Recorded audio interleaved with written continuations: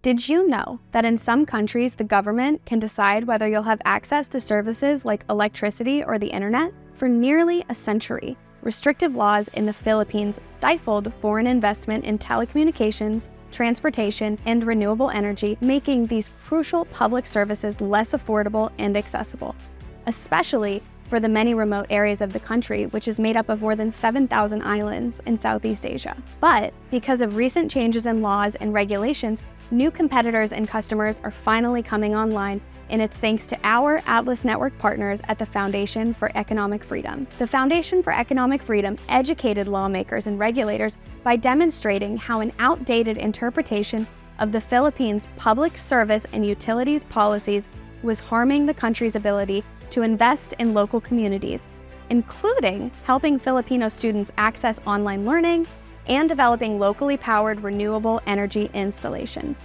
Today, in what was previously the world's third most restrictive country for foreign investment, ordinary Filipinos are already getting better services and energy access at lower costs.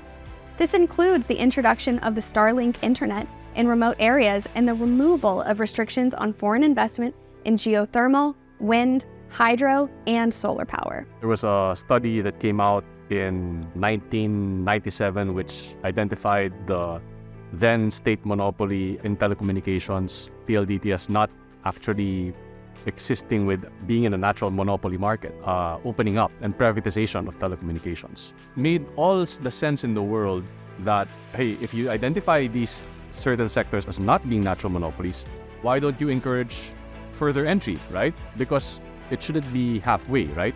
If you want to have the full benefits of competition, then you want open the floodgates some more, let the 800-pound gorillas play amongst themselves and let the consumer win. That was how the Public Service Act amendments started. The Philippines isn't the only country where government policies make it harder for people to keep the lights on. And at Atlas Network, we serve partners in more than 100 countries that are dedicated to advancing individual rights and human dignity. So what can you do to support freedom's champions in countries like the Philippines?